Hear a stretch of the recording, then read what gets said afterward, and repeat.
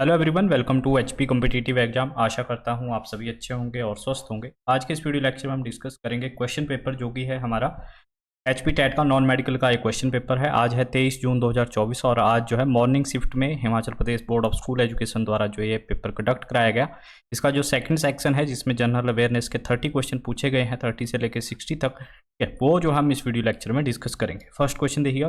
First question क्या कह रहा है कि डंडारस किस जिले का प्रसिद्ध नृत्य है। ठीक है, डंडारास जो है ये कहाँ का एक फेमस जो है डांस फॉर्म है। ये चंबा की है। ऑप्शन नंबर ए हमारा यहाँ पे राइट आंसर हो जाएगा। कहाँ का है ये? चंबा का है, तो इसका जो ऑप्शन होगा हमारा ए राइट आंसर होगा। जो चंबा की हमारी ट्राइब है, गद्दी ट्राइब, ठीक है, मोस्टली उनके जो मेंस हैं उनके द्वारा ये परफॉर्म किया जाता है। इसके अलावा जो आपको याद करना है, देखिएगा ये क्वेश्चन में बार बार डांस फॉर्म्स के बारे में पूछा जाता है। तो चंबा का एक और झांझर नृत्य भी पूछा जाता है। अगर हम यहाँ पे बात करें कुल्लू, कुल्लू से एक और पूछा जाता है, दैट इज कथड़ी। कथड़ी नृत्य ये कहाँ का है? ये कुल्लू का है, जो कि हो सकता है आपके आने वाले एग्जाम में पूछा जाए, क्योंकि ये बहुत बार जो है रिपीट हुआ है ये क्वेश्चन। नेक्स्ट देखिएगा, इसमें काफ़ी अच्छे क्वेश्चन कुछ एक पूछे गए हैं। देखिएगा 32 क्वेश्चन क्या कह रहा है हमारा। हिमाचल प्रदेश सरकार मुख्यमंत्री विधवा एवं एकल नारी आवास योजना, योजना का नाम है हिमाचल प्रदेश मुख्यमंत्री विधवा एवं एकल नारी आवास योजना। इस योजना के तहत जो है विधवा एवं एकल नारियों को घर निर्माण के लिए कितने रुपए की वित्तीय सहायता जो है दी जाती है। तो इसमें फाइनेंशियल जो हेल्प दी जाती है गवर्नमेंट द्वारा, वो दी जाती है 1.5 लाख की। ऑप्शन नंबर ए हमारा यहाँ पे राइट आंसर हो जाएगा। ठीक है, इतनी जो है इसमें जो अमाउंट है वो पे की जाती है जो विधवाएं हैं उनके लिए, ठीक है, घर बनाने के लिए। तो ये 1.5 लाख रुपए की राशि जो है यहाँ पे दी जाती है हाउस कंस्ट्रक्शन के लिए। ऑप्शन नंबर ए इसका राइट आंसर हो जाएगा। नेक्स्ट देखिएगा, वर्तमान में हिमाचल प्रदेश के शिक्षा मंत्री कौन है। अगर हम करंटली बात करें, करंटली जो है कांग्रेस की गवर्नमेंट है हिमाचल प्रदेश में। अभी जो है हिमाचल प्रदेश के जो एजुकेशन मिनिस्टर है that is Rohit Thakur. Option number हमारा बी यहाँ पे राइट आंसर बन जाएगा। ठीक है, जगत सिंह नेगी से बात करें, जगत सिंह नेगी जो है इनके पास कौन सा डिपार्टमेंट है? इनके पास रेवेन्यू डिपार्टमेंट है। इनके पास कौन सा डिपार्टमेंट है? हमारा रेवेन्यू डिपार्टमेंट है जगत सिंह नेगी के पास। उसके बाद रोहित ठाकुर, जैसे अभी हमने डिस्कस किया, एजुकेशन मिनिस्टर है। हर्षवर्धन चौहान की बात करें तो हर्षवर्धन चौहान जो हमारा इंडस्ट्रीज डिपार्टमेंट है वो इनके पास है। ठीक है, इंडस्ट्री मिनिस्टर कौन है हमारे? हर्षवर्धन चौहान। नेक्स्ट देखिएगा, यहाँ पे नेक्स्ट क्वेश्चन की तरफ हम मूव करते हैं। नेक्स्ट क्वेश्चन हमारा 34 क्वेश्चन। हिमाचल प्रदेश सरकार द्वारा प्रदेश में एकीकृत एवं समग्र कृषि गतिविधियों को बढ़ावा देने के लिए वित्तीय वर्ष 2023-24 में कौन सी एक योजना जो है वो आरंभ की गई थी।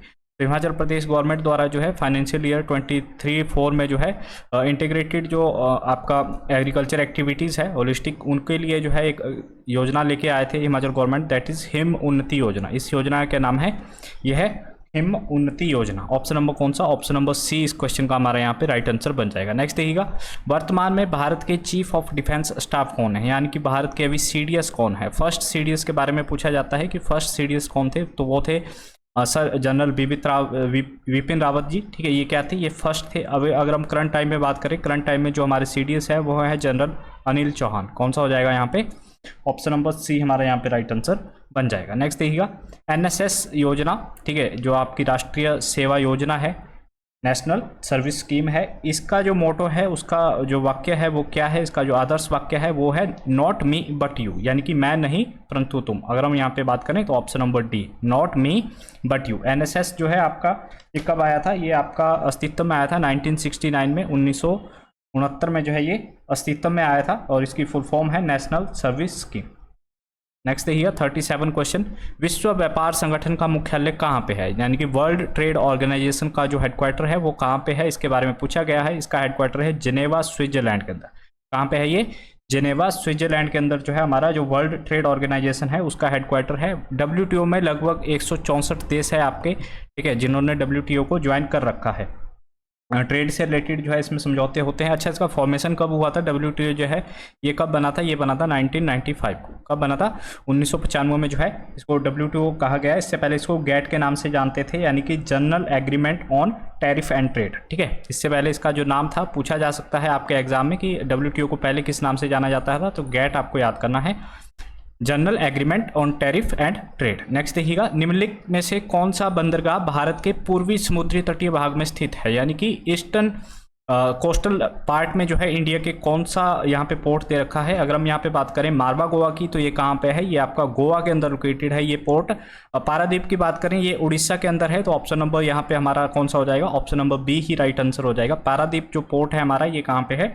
ये हमारा ईस्टर्न कोस्टल लाइन पे है और इसी के साथ साथ विशाखापट्टनम जो पोर्ट है हमारा वो भी यहीं पे है, ठीक है, यानी कि ईस्टर्न कोस्ट में ही है। अगर हम बात करें कालीकट और कोचीन, ये कहाँ पे है, ये दोनों पोर्ट हमारे जो है केरला के अंदर, जो केरला हमारा राज्य है उसके अंदर लोकेटेड है। नेक्स्ट देखिएगा, भाई दो न पाई दो, एक मूवमेंट हुआ था भाई दो न पाई दो, ठीक है, किस राष्ट्रीय आंदोलन का विस्तार था, तो ये था हमारा सविनय अवज्ञा आंदोलन, जो आपका ऑप्शन नंबर डी यहाँ पे राइट आंसर हो जाएगा, ठीक है। कब शुरू हुआ था सविनय अवज्ञा आंदोलन? 1930 में। कब? 1930 में जो है सविनय अवज्ञा आंदोलन हुआ था, उसी का ये पार्ट था। कौन सा? आपका भाई दो न पाई दो, ठीक है, जो भी इसमें था बायकॉट करना था ब्रिटिश जो गुड्स थे उनका, सिविल डिफेंस जो आपका ये रहा। नेक्स्ट देखिएगा यहाँ पे, रावी नदी का वैदिक नाम क्या था? नदियों से बारे में अक्सर एक क्वेश्चन बन रहा है, ठीक है, तो आपको नदियों के जिनका भी आने वाला टैट है, ठीक है, जो भी टैट बचे हैं पंजाबी का, उर्दू का, आपका आर्ट का है, मेडिकल का है, तो नदियों से एक क्वेश्चन जो है एग्जामिनर पूछ रहा है। यहाँ पे अगर हम बात करें रावी की, तो हमने बहुत बार डिस्कस किया है कि रावी को आप किससे याद करोगे? रावी जो है किसी पर्सन का नाम होगा, यानी कि मैन का नाम होगा, तो आप मैन को हम क्या बोलते हैं? पुरुष। हिंदी में क्या बोलते हैं? पुरुष। तो रावी का जो वैदिक नाम होगा यहाँ पे, उसको आप इस तरीके से याद करते हैं कि इसका वैदिक नाम क्या होगा? पुरुषनी होगा, ठीक है, और इसका संस्कृत नाम है इरावती। विपाशा किसका नाम है? तो विपाशा जो है आपका व्यास नदी का जो है ओल्ड नेम है। चंद्रभागा की बात करें तो जो चिनाब नदी है वो किस दो नदियों के मिल से बनती है? चंद्र प्लस भागा, ठीक है, चंद्रभागा जो है आपकी दो नदियों का संगम है, चिनाब और चंद्रा और भागा का।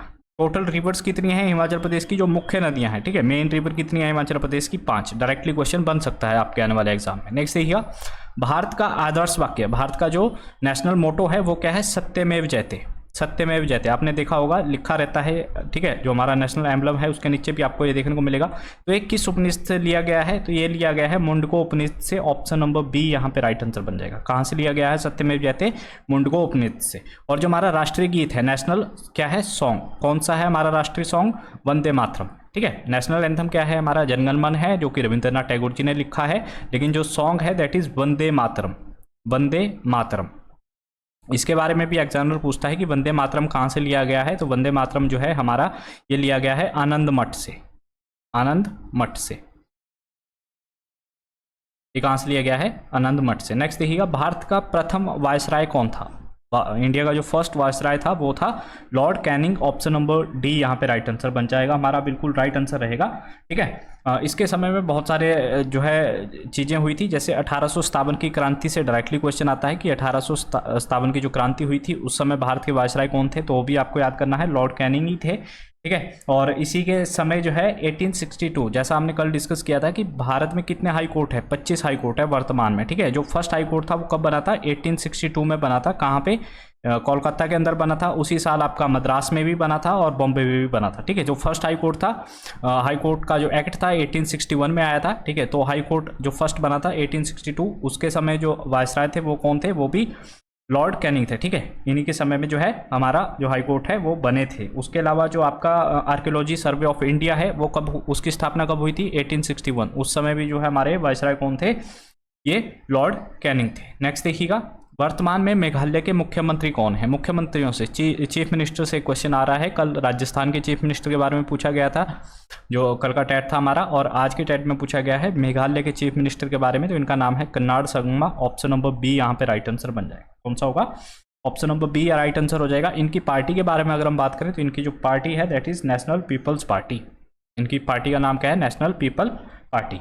मेघालय की जो कैपिटल है दैट इज शिलोंग। मेघालय कब बना था? मेघालय आपका बना था 1972, 1972 में जो है मेघालय का जो पूर्ण राज्य है वो बना था, ठीक है। और किसके साथ एक इंटरनेशनल बॉर्डर शेयर करता है? तो ये बांग्लादेश के साथ हमारी इंटरनेशनल जो बाउंड्री है शेयर करता है। करेंसी, 3-4 टॉपिक मैंने आपको कल बताए थे। रिवर से एक क्वेश्चन पूछ रहा है एग्जामिनर, करेंसी से क्वेश्चन पूछ रहा है, इसके अलावा आपका जो है इंपॉर्टेंट डेज से क्वेश्चन पूछ रहा है। हालांकि आज के पेपर में इंपॉर्टेंट डेज नहीं आया, लेकिन पहले के जो 2 पेपर हुए उनमें इंपॉर्टेंट डेज से जो है एक क्वेश्चन बन ही रहा है।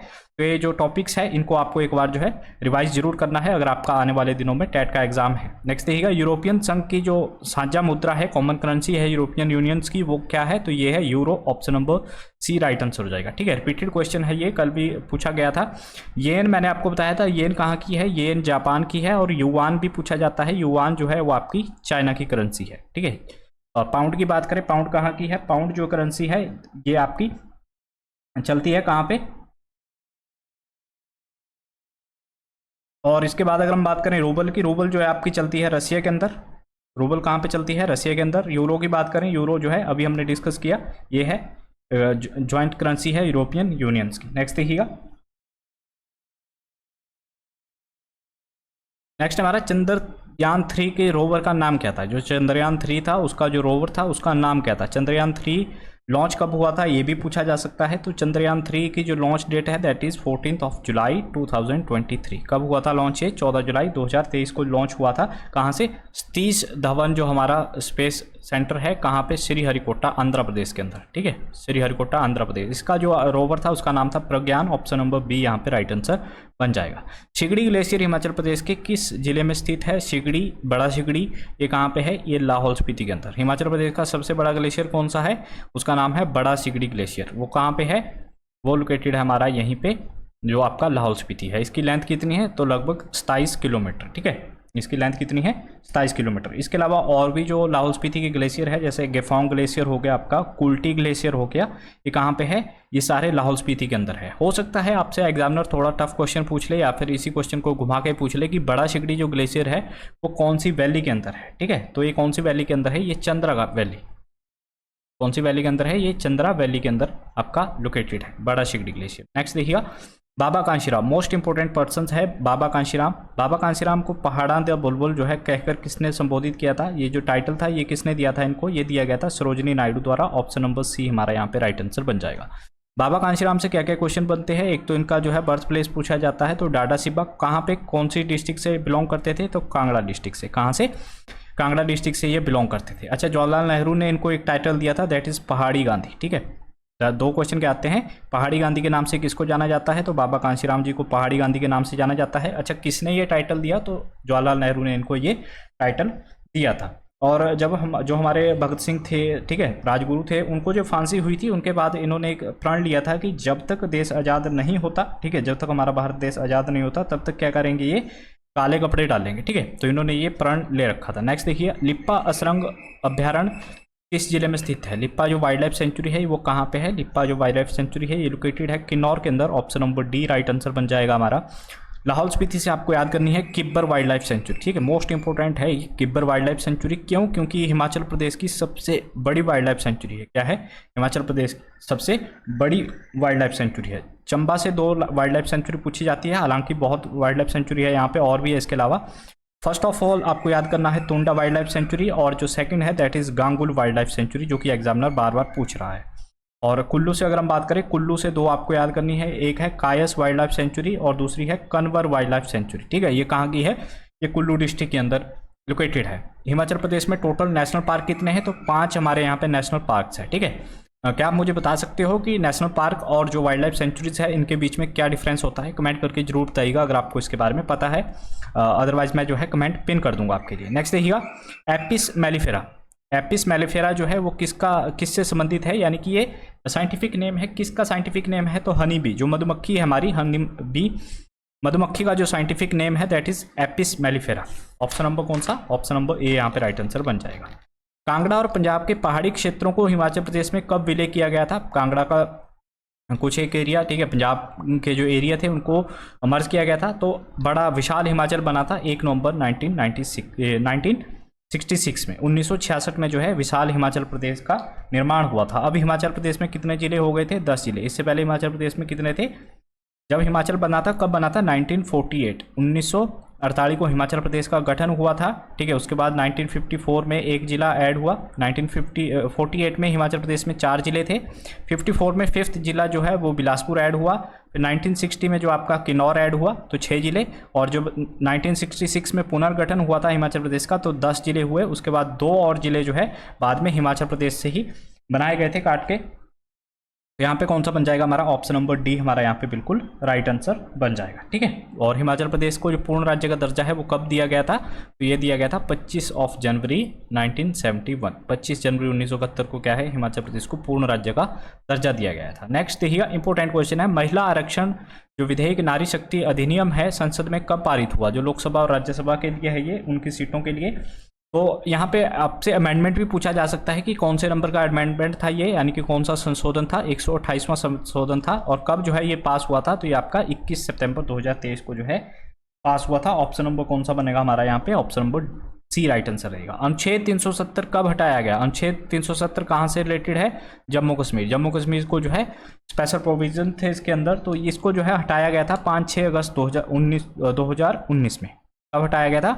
5-6 अगस्त 2019 को जो है अनुच्छेद 370 जो था उसको खत्म कर दिया गया।